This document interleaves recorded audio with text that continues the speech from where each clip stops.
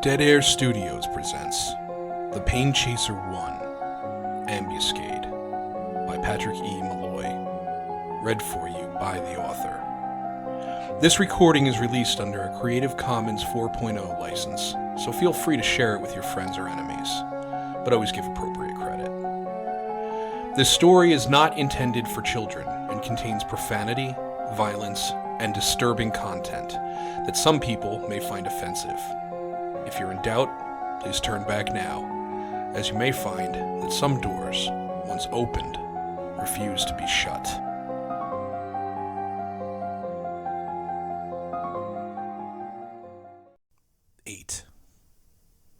Downstairs in the teacher's lounge, the others continue to discuss the strange objects lying on the floor between them.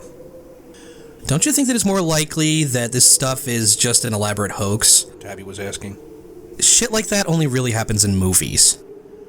Haven't you ever heard of David Koresh? Anton asked her. The sound of breaking glass interrupted them as the window shattered on the floor above. What the fuck was that? Tabby asked. The four of them made a dash down the hall in the general direction of the sound. Moments later, they stood in the entryway, looking out into the gloom. The world outside was a relatively featureless blanket of white. 50-some-odd feet from the hump that marked the position of Steve's SUV on the future bus platform was an unmistakable shape in the snow, an intrusion into this otherwise uniform world. At this distance and in this light, the splash of color marking the ground looked black. What they were seeing, no one could be sure, but each of them felt a rising dread in their stomachs. Rob alone opened the door and plunged into the overcast morning bleakness. A moment later, Annie was at his elbow. The dark shape looming ahead promised a horror that they were not sure they were prepared for. The cold stung at their exposed faces and their legs grew damp as they plunged up to the knees into the snow with each step. The form in the snow grew more distinct as they approached, the black slowly becoming a deep crimson. Steve lay pathetically broken in a deep indent in the snow. Blood and glass covered everything. His neck was turned in an unnatural angle, and the screwdriver was still lodged to the handle in its side. His eyes were open, and fresh snow had already begun to collect on his face, sticking to the new bright red bristles of beard. What? Annie started. Rob looked up at the broken window above them in response to her unsaid question. A hulking black form stood there, staring down at them maliciously, before turning with dreamlike slowness and disappearing into the school. "Go!" Rob yelled at Annie, half pushing her as he began to run himself back towards the school. It was hard to actually run in the deep snow, and both of them stumbled multiple times. Once, Annie actually fell in completely, disappearing from view before Rob turned back to help pull her to her feet. What was... Teddy began to ask, but Rob and Annie were pushing past and pulling her and Anton along as they went. "Run!" Rob yelled at them. There was terror in his voice. "What the hell's going on?" Anton asked them as they ran to keep up. It was Steve. Annie told him, tears of terror stinging her eyes. Someone killed him. They're still in the building. We need to get somewhere safe. What? Tabby blurted. What do you mean? "Are you fucking deaf?" Rob screamed at her without even looking back. "He's dead. He's lying out there in the fucking snow with a screwdriver in his neck, and whoever did it is still in the school. We saw him standing in the windows upstairs, just looking at us." "You think it's the cult?" Anton asked. "The Morsis Libery?" "I don't know, Ant. Just shut up and run!" Rob yelled at him. "But where?" Anton asked in desperation. Back to the teacher's lounge." No, wait. Annie said, grabbing hold of his arm. We need to call the police. We should go back to the office. "Yeah," Rob said, looking at her. "Yeah, come this way, it's faster." He led them back the way they'd come. A minute later, they scrambled inside the office, and Rob locked the door behind them. They were all completely winded, breathing heavily out of exhaustion and terror, clutching at multiple stitches and cramps from their hasty flight. "Okay," Anton said, raising his hand in front of Rob as if he were afraid the other would try to run. "Now, tell me exactly what happened." "I already did, man," Rob told him. "Steve's dead." "Who killed him?" Anton asked him desperately. "Dude, how the fuck should I know? You know as much as I do." Tabby paced the room, staring at the floor as if looking for something, before finally collapsing in the corner and beginning to cry.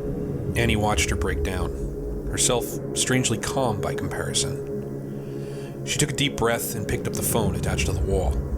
She dialed 911. It rang several times before someone finally answered. The voice sounded tinny and distant. Kettle Creek Police Department, what's your emergency? Annie had the impression the other had run to the phone. My name is Annie Bauman, She said, surprised at the panic she heard in her own voice. I'm part of an inspection team that was sent to the Kettle Creek High School. We need help. Something attacked and killed one of my coworkers. It's somewhere inside the building. She felt silly for saying it, but she still had no idea who or what had killed Steve. The thing in the window had been too big to be human. The phone popped and hissed. There was no response at the end of the line. At least not one she could hear. She felt her panic rise sharply. We found some kind of old room underneath the school, She continued, praying the other could still hear her. Then someone killed Steve, threw him out a second-story window. God, there was so much blood. We need help. Please get us out of here. There was a pause. Ma'am, where are you? The other broke through the static suddenly. Annie's heart gave a leap. We're trapped inside the Kettle Creek High School. I think something is hunting us. It already killed my coworker Steve. We need help badly. You can hear me. I need you to listen to me very carefully. The storm speaks like this. I know you have an emergency. Get to a safe place and stay there. Lock yourself in if you can. I can't hear you. Annie yelled into the receiver frantically. Did you say you're sending someone? Please, God. Did you say someone's coming to help us? There are all these weird things, an old book, and these mechanical insects. She was crying now, and she realized she'd lost the line, but she couldn't stop herself. I don't want to die in this place. Please answer me. Please. Rob rushed forward and grabbed the phone from her hands and cradled her in his arms. She collapsed against him, sobbing loudly. What happened? Anton said impatiently. She felt embarrassed at her sudden breakdown and drew a shirt sleeve across her face to dry her eyes. She knew her makeup must be all over, but there was nothing she could do. I think I got through, She told him. It's hard to tell. The line was really bad. Then call back, Anton said frantically. Can't, Rob broke in, holding up the phone. The line's dead now. I'm not getting a dial tone. Anton wheeled suddenly on Tabby, who was still sat in the corner, rocking herself gently. What about your cell phone, Tabby? Does that still work? She looked at him like a frightened animal. Her mouth hung open stupidly. Tabby, he said sharply. No. She said, suddenly snapping awake. No. No, the battery's dead. It doesn't last very long. I was gonna get a new one, but... She trailed off. Great, Anton said, throwing his hands up. What the hell are we gonna do? The woman on the phone did say to lock ourselves in if we could. She said to get to a safe place and lock ourselves in. Sounds like a plan to me, Rob said. Lock the doors and wait for the cavalry. What about the book? Anton asked. What about it? Rob asked. We need that book. It's full of information about these guys. It's still in the teacher's lounge. Are you serious? Rob asked him. You think that weird book has something to do with Steve's death? What, you don't? Anton shot back. It seems like this whole thing started when you and Annie opened up the door to the basement. Hey, don't blame this on me, Rob snapped. I'm not, Anton protested. I just mean that it can't be a coincidence. You said that book was full of rituals about some kind of god or something. You can't tell me you actually believe that, Rob said. No, of course not. But whoever killed Steve sure as hell does. I'm not opening this door for anything, Rob said, pointing at the door as if there was some contest about which door he meant.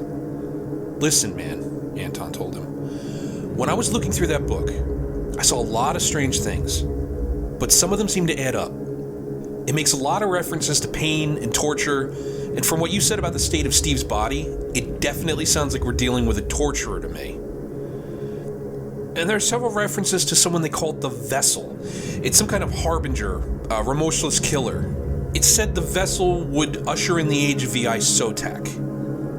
What is E.I. Sotak? Rob asked. I have no idea, Anton said. Some kind of god figure. But I think there's a good chance that the man you saw in the window is the Vessel, or something equally as dangerous. We don't know. That's exactly my point. If it's some kind of insane pain cult that's after us, the more we know about them, then the better off we'll be. That book could mean the difference between life and death. Rob let out a slow breath and looked at Annie and Tabby. What do you think? Annie seemed to be weighing the options.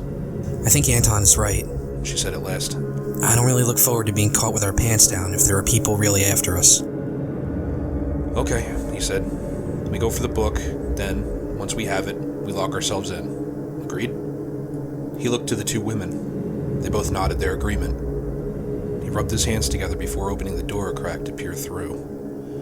Looking back at Anton, he said, If going after this damn book gets my ass killed, I'm telling you now, I'm personally coming back and haunting you. Anton nodded nervously, but grinned anyway. Rob motioned to them that it was safe to move out into the hallway, and then let them out. The school seemed different to them now, much more akin to the nightmarish place described in the wives' tales about Kettle Creek. Every shadow seemed to hold dark secrets, every corner a possible ambush from some supernatural horror. They were regularly looking over their shoulders and mistaking the echoes of their own footfalls for something following them. They slinked back to the teacher's lounge at a snail's pace, and it seemed to take them a lifetime. But in the end, the trip was an uneventful one. Nothing appeared to harass them, but once inside, they were quick to lock the door just the same. A feeling of relative safety returned. They spent most of the rest of the morning looking through the strange text and discussing what they found there. It described unusual religious practices with torture and mental torment at their core. It often spoke of the pain god Sotek and a pantheon of lesser deities that seemed to be part of his mythos. Possibly most disturbing of all, it said that Sotek himself was a prisoner inside the small pyramid-like artifact it called the claustrum, in which they had not 5 feet from them. If the text was to be believed, his essence had been sealed away long ago and waited for his vessel to come to return him to the world of flesh. In the end days, those willing to sacrifice their minds and bodies to him would be rewarded with eternal life. Annie was eyeing the claustrum uneasily. She did not believe that there was anything paranormal or dangerous about the metal pyramid. Why then did its presence make her so nervous? Steve had mentioned that it appeared to have been broken at some point in the past. One of the sides was made of a different metal and unarticulated. She felt herself both horrified by and drawn to the object. While focusing on it, it almost seemed to call or to thrum with some inner power. Annie? Anton was saying. Are you okay? Huh? Yeah, She said. I guess. I zoned out for a second. He merely nodded and went back to discussing something with Rob, but she wasn't so sure that she was okay. Her eyes were watering involuntarily, and she could feel an ache deep in her stomach. Had the claustrum touched her in some way? She shuddered and forced herself to look away from it. The vessel, the book had said, was a remorseless killer forged in fire. She wondered if that meant literally. Had the vessel played some sort of part in the blaze that destroyed the original school? It seemed to make sense, but that was 40 years ago. Even if the vessel were a teenager at the time, it would make him close to 60 years old. The enormous shape she'd seen in the window earlier that night had not moved like an older man. In truth, it had not moved like a man at all. What about the strange insects they found alongside the book? The things the text had called entomon machina. What was their purpose? And if they weren't motorized, why did they have moving parts? There was a great deal that still remained a mystery, and it didn't seem that the text explained nearly as much as Anton had hoped.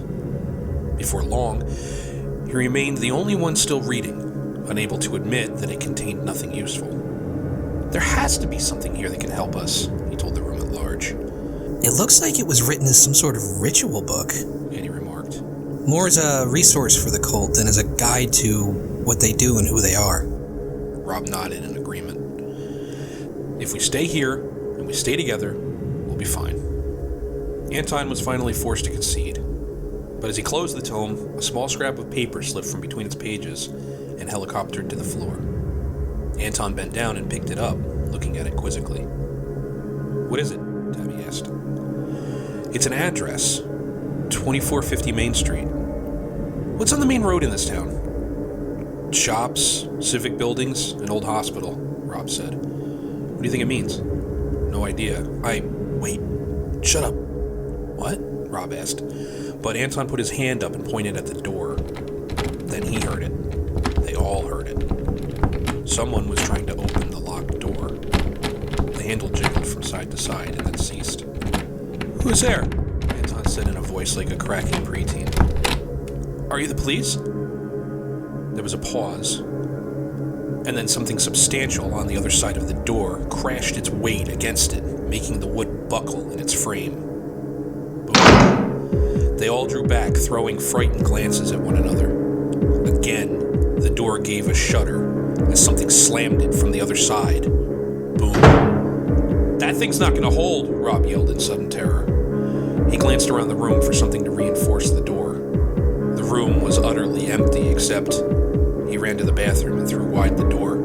He needed something to pop the pins from the hinges, but he didn't have time. Anton, he yelled, but the other stayed rooted in place, just staring at the door leading to the hallway. Boom. Anton, help me, he yelled again, breaking the other's trance. Anton scrambled over to Rob, who was kicking wildly at the open bathroom door by its lower hinge. What do you want me to do? Anton asked, not wanting to get in his way.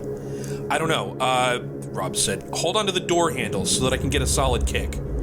Why? Anton asked. I need something to make a brace with, Rob said.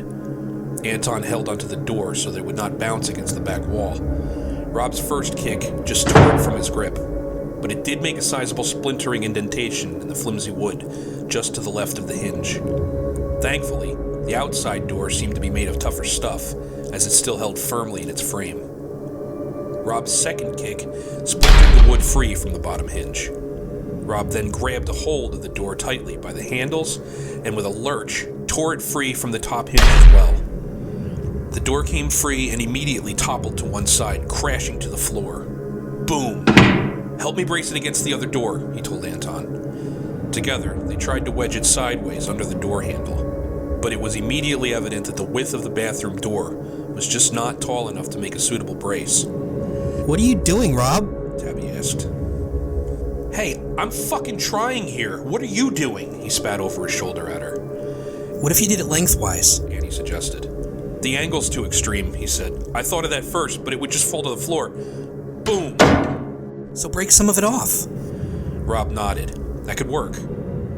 He put the door at an angle between the wall and the floor and came down hard near the bottom. A piece snapped off in a jagged half smile about a foot from the bottom. It was a poor job, but it did the trick. The remaining section of wood was just short enough to wedge firmly underneath the handle and make sure the thing outside would have a harder time getting in. They could do nothing more than huddle together and hope their makeshift brace held. Boom. Boom. The thing outside seemed unwilling to give up. It knew they were in there, and it wanted to get to them. There was no longer any question in any of their minds that the thing outside the door was what had killed Steve. Boom. The minutes passed excruciatingly. Twice, Rob had to readjust the brace as it began to slip from place, and the lounge door was starting to bow unsettlingly. Their safe haven began to feel more and more like a cage with each passing minute. If you're listening to this on YouTube, please like and subscribe. And if you like what you've heard so far, please consider supporting my Patreon. I try to do this for free, but I do have to support myself somehow. Also, physical copies of my books are available